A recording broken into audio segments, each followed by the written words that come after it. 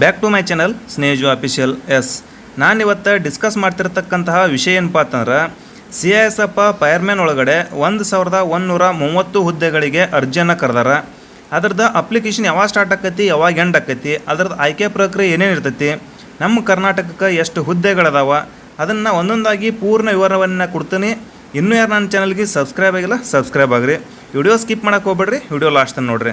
ನಾನು ಕೊಡುವಂಥ ಮಾಹಿತಿ ನಿಮ್ಗೆ ಇಷ್ಟ ಆಗತ್ತಿದ್ರೆ ಮಾತ್ರ ಸಬ್ಸ್ಕ್ರೈಬ್ ಆಗಿರಿ, ಇಲ್ಲಿಕರ ಆಗಕ್ಕೆ ಹೋಗ್ಬೇಡ್ರಿ. ನೋಡಿರಿ, ಅಪ್ಲಿಕೇಶನ್ ಏನೈತಿ ನಾಳೆಯಿಂದ ಸ್ಟಾರ್ಟ್ ಆಗುತ್ತೆ. 31/8/2024 ಹಿಡ್ಕೊಂಡು 30/9/2024 ಕೊನೆಯ ದಿನಾಂಕ ಐತೆ. ಸೊ ಅಪ್ಲಿಕೇಶನ್ ಹಾಕ್ಬೇಕಂದ್ರೆ ಏನು ಅರ್ಹತೆ ಇರಬೇಕು ಅದನ್ನು ಮೊದಲು ನೋಡ್ಕೊಳ್ರಿ, ಅಂಥವ್ರು ಮಾತ್ರ ಅಪ್ಲಿಕೇಶನ್ನ ಹಾಕ್ಬೋದು. ಸೊ ಮೊದಲೇದಾಗಿ ನಾವು ನೋಡ್ಕೋಬೇಕಾಗಿದ್ದು ಎಜುಕೇಷನ್ ಏನಿರಬೇಕಪ್ಪ ಅಂತಂದ್ರೆ 12ನೇ ಪಾಸ್ ಆಗಿರಬೇಕು, ಅದು ಸೈನ್ಸ್ ಸಬ್ಜೆಕ್ಟ್ ಒಳಗಡೆ. ಸೊ 12ನೇ ಪಾಸ್ ಆಗಿರಬೇಕು, ಅದು ಸೈನ್ಸ್ ಸಬ್ಜೆಕ್ಟ್ ಒಳಗಡೆ. ಮತ್ತು ವಯೋಮಿತಿ ನೋಡಿರಿ 18ರಿಂದ 23 ವಯೋಮಿತಿ ಐತಿ. ಇನ್ನೊಂದು ನಮ್ಮ ಹುಡುಗರು ಕೇಳೋದೇನ, ಸರ್ ಯಾವ ಡೇಟ್ ಆಫ್ ಬರ್ತ್ ಐತಿ, ಸೊ ನಂದು 2006 10ನೇ ತಿಂಗಳೈತಿ ಕುಂಡಿರ್ತೈತೆನ ಇಲ್ಲ, ಸೊ ಈ ಥರ ಕೇಳ್ತಿರ್ತೀರಿ. ಸೊ ನೋಡ್ಕೊಳ್ರಿ, ಇಲ್ಲಿ 1/10/2001 ಹಿಡ್ಕೊಂಡು 30/9/2006. ಸೊ ಇದೇನು 2 ಡೇಟ್ ಆಫ್ ಬರ್ತ್ ಅದಾವಲ್ಲ, ಈ ಡೇಟ್ ಆಫ್ ಬರ್ತ್ ಮಧ್ಯದೊಳಗೆ ಜನಿಸಿರ್ಬೇಕು. SC ST ದವ್ರಿಗೆ 5 ವರ್ಷ ಸಡಿಲಿಕ್ಕೆ ಇರ್ತೈತಿ, OBC ದವ್ರಿಗೆ 3 ವರ್ಷ ಸಡಿಲಿಕ್ಕೆ ಇರ್ತೈತಿ. ಅಂದ್ರೆ 2006ಕ್ಕೆ ಸೊ 2001 ಏನಿಲ್ಲ ಅದಕ್ಕೆ ಹಿಂದೆ ಹೋಗ್ರಿ. ಸೊ ಅದಕ್ಕೆ -5 ಮತ್ತು ಇದನ್ನು ಈ ಥರ ಮೈನಸ್ ಮಾಡ್ಕೊಳ್ರಿ ಏಜ್ದು. ಮತ್ತು ನಮ್ಮ ಕರ್ನಾಟಕಕ್ಕೆ ಎಷ್ಟು ಹುದ್ದೆಗಳದಾವ ಅಂತ ಕೇಳಾಕತ್ತಿರಲ್ಲ. ಸೊ ನಮ್ಮ ಕರ್ನಾಟಕಕ್ಕೆ ನೋಡ್ಕೊಳ್ರಿ, ಇಲ್ಲಿ 33 ಹುದ್ದೆಗಳದಾವ. ಸೊ ಯಾವ್ಯಾವ ಕಾಸ್ಟ್ ಎಷ್ಟೆಟ್ಟದಾವ ಅಂದ್ರೆ ಜನ್ರಲ್ ಸೊ 13 ಮತ್ತು EWS ದವ್ರಿಗೆ 4, SC ದವ್ರಿಗೆ 5, ST ದವ್ರಿಗೆ 2, OBC ದವ್ರಿಗೆ 9. ಸೊ ಟೋಟಲ್ಲಾಗಿ 33 ಕರ್ನಾಟಕದವ್ರಿಗೆ ಹುದ್ದೆಗಳದಾವ. ಮತ್ತಿನ್ನು ಆಯ್ಕೆ ಪ್ರಕ್ರಿಯೆ ನೋಡ್ಕೊಳ್ರಿ. ಸೊ ಸ್ಟೆಪ್ ವೈಸ ಏನೇನು ಆಯ್ಕೆ ಪ್ರಕ್ರಿಯೆಯನ್ನು ಮಾಡ್ತಾರಂತೇಶಿಂದ ಮೊದಲಿಗೆ ಎಕ್ಸಾಮ್ ಇರ್ತೈತಿ ಅಂತೇಶಿಂದ ಕೇಳಕ್ಕೆ ಹೋಗ್ಬೇಡ್ರಿ. ಮೊದಲಿಗೆ ಫಿಸಿಕಲ್ ಇರ್ತೈತಿ. ಸೊ ಪ್ರತಿಯೊಂದೂ ಇಲ್ಲಿ ಇದಾವೆ ನೋಡ್ರಿ, ನಿಮ್ಮ ಕಣ್ಣು ಮುಂದೆ ಐತಿ, ಶೋ ಮಾಡಾಕತ್ತೀನಿ ನೋಡ್ರಿ.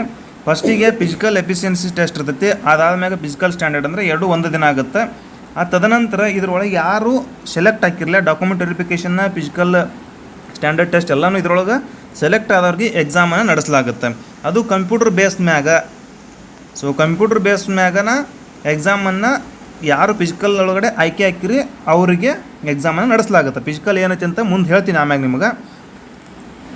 ಎಕ್ಸಾಮ್ ಏನೈತಿಲ್ಲ Hindi or English language only ಇಲ್ಲಿ ಕೊಟ್ಟಾರ ನೋಡ್ರಿಪ್ಪ. ಕನ್ನಡ ಒಳಗೆ ನಡೀತೈತೆ ಅಂತೇಶಿಂದ ಕೇಳಕ್ಕೆ ಹೋಗ್ಬೇಡ್ರಿ. ಅದು ಕಂಪ್ಯೂಟರ್ ಒಳಗಡೆ ಹಿಂದಿ ಆರ್ ಇಂಗ್ಲೀಷ್ ಒಳಗನ ನಡೀತೈತೆ, ಆಯಿತಾ.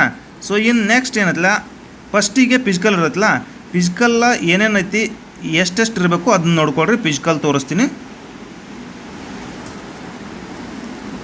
ಫಿಸಿಕಲ್ ಎಫಿಷಿಯನ್ಸಿ ಟೆಸ್ಟ್ ಒಳಗಡೆ ಏನೈತಪ್ಪ ಅಂದ್ರೆ 5 ಕಿಲೋಮೀಟರ್ ರನ್ನಿಂಗ್ ಮಾತ್ರ ಇರ್ತೈತೆ. ಸೊ 5 ಕಿಲೋಮೀಟರ್ ರನ್ನಿಂಗ್ ಓಡಿದ್ರಿ ಅದು ಎಷ್ಟು 24 ನಿಮಿಷ ಒಳಗಡೆ ಬರಬೇಕು. ಅಂದ್ರೆ ನಿಮ್ದು ಫಿಸಿಕಲ್ಲ ರನ್ನಿಂಗ್ ಪಾಸ್ ಆಯ್ತಂತ ಅರ್ಥ, ಆಯಿತಾ.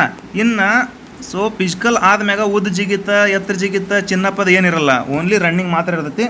ತದನಂತರ ಏನಿಲ್ಲ ಹೈಟ ಚೆಸ್ಟ್ ಚೆಕ್ ಮಾಡ್ತಾರೆ. ಸೊ ಹೈಟ್ ಎಷ್ಟು ಇರಬೇಕಪ್ಪ ಅಂದ್ರೆ 170 ಜನರಲ್ ಕಾಸ್ಟ್ದವ್ರಿಗೆ, ಮತ್ತು ST ಕಾಸ್ಟ್ದವ್ರಿಗೆ ಸಡಿಲಿಕ್ಕೆ ಇರ್ತೈತಿ.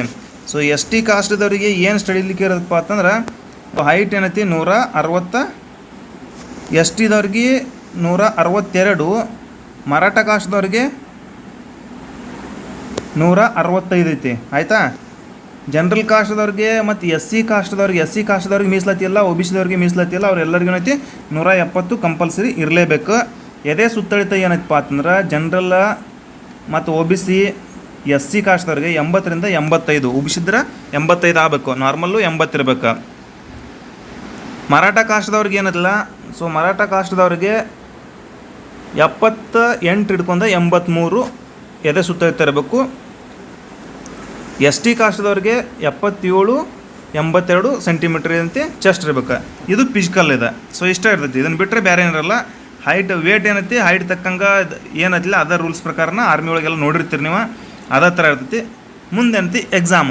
ಸೊ ಎಕ್ಸಾಮ್ದ ಸಿಲೆಬಸ್ ಎಲ್ಲನೂ ಸೇಮ್, ಪ್ರತಿಯೊಂದೂ ಹೇಳ್ತೀನಿ ನಾನು. ಸೆಂಟ್ರಲ್ ಗೌರ್ಮೆಂಟ್ಗೆ ನೀವು ಒಂದು ಸಲ ಕ್ಲಾಸ್ ಮಾಡಿದಿರಿ ಅಂದರೆ ಎಲ್ಲರಿಗೂ ಅನುಕೂಲ ಆಕೈತಿ ಅಂತ ಹೇಳ್ತಿರ್ತೀನಿ ನಾನು. ನಮ್ಮಲ್ಲಿ ಸಾಕಷ್ಟು ಹುಡುಗರ ಕ್ಲಾಸ್ ಮಾಡಿದವ್ರಿಗೆ ಎಲ್ಲರಿಗೂ ಒಂದು ಇದಕ್ಕೆ ಅಷ್ಟೇ ಕ್ಲಾಸ್ ಮಾಡಿರಿ, ಮತ್ತು MTS ಬೇರೆ SSC ಬೇರೆ ಈ ಥರ ಮಾಡೋಕೆ ಹೋಗ್ಬೇಡ ಅಂತ ಹೇಳಿ ನಾವು. ಸಿಲೆಬಸ್ ಎಲ್ಲದ್ರೊಳಗೂ ಸೇಮ್ ಇರುತ್ತೆ, ನೋಡ್ಕೊಳ್ಬೇಕಾರೆ ಇಲ್ಲಿ. ಸೊ ಇಲ್ಲಿ ಏನೈತಿಲ್ಲ 120 ನಿಮಿಷ ಸಮಯ ಐತಿ, 100 ಕ್ವಶನ್ಗಳು ಇರ್ತಾವೆ. ಸೊ 100 ಪ್ರಶ್ನೆಗಳು, 120 ಸಮಯ ಐತಿ ಎಕ್ಸಾಮ್ಗೆ. ಜನರಲ್ ಇಂಟೆಲಿಜೆನ್ಸ್ ಆ್ಯಂಡ್ ರೀಸನಿಂಗ್ ಅಂದ್ರೆ ಸೊ ಮಾನಸಿಕ ಸಾಮರ್ಥ್ಯ.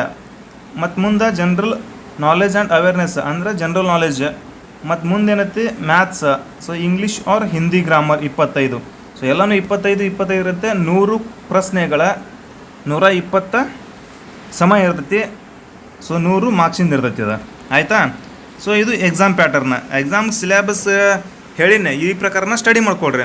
ಅದನ್ನು ಬಿಟ್ಟು ಬುಕ್ಸ್ ಯಾವ್ದು ತೊಗೋಬೇಕ್ರಿ ಸರ್ ಎಕ್ಸಾಮ್ದು ಅದನ್ನು ಕೇಳಕ್ಕೆ ಹೋಗ್ಬೇಡ್ರಿ. SSC GD ಕಾನ್ಸ್ಟೇಬಲ್ದ ಮೊದಲೆಲ್ಲ ಇಂಗ್ಲೀಷ್ ಒಳಗೆ ಓದ್ಕೊಂಡಿರ್ತಿರಲ್ಲ, ಅದು ನಡಿತೈತಿ. ಆರ್ಮಿಗಾಗಿ ಕ್ಲಾಸ್ ಮಾಡಿರಿ, ಅದು ನಡಿತೈತಿ ಕ್ಲಾಸ. ಮತ್ತು ಬೇರೆದು ಏನೈತಿ, ಡೈರೆಕ್ಟಾಗಿ ಸರ್ಚ್ ಮಾಡಿ. ಫ್ಲಿಪ್ಕಾರ್ಟ್ ಒಳಗಡೆ ಹೋಗಿ CISF ಫೈರ್ಮ್ಯಾನ್ ಬುಕ್ ಅಂತೇಸಿಂದ ಸರ್ಚ್ ಮಾಡಿರಿ, ಸಿಗುತ್ತೆ. ಸೊ ಅದನ್ನು ತರಿಸ್ಬಿಟ್ಕೊಂಡು ಮಾಡೆಲ್ ಕ್ವಶನ್ ಪೇಪರ್ ಒಳಗೆ ಪ್ರಕಾರ ಓದ್ಕೋಬೋದು.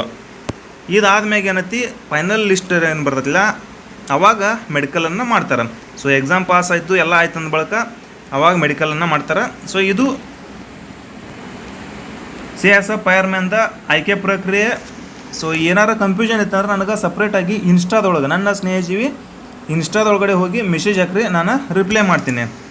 ಎಲ್ರಿಗೂ ಒಳ್ಳೆಯದಾಗಲಿ. ಸೊ ಹಂಗೆ ಮತ್ತೊಬ್ಬ ನಿಮ್ಮ ಫ್ರೆಂಡ್ಸ್ಗೂ ಶೇರ್ ಮಾಡಿರಿ, ಅವ್ರಿಗೂ ಯೂಸ್ ಆಗಲಿ. God bless you all. ಜೈ ಹಿಂದ್.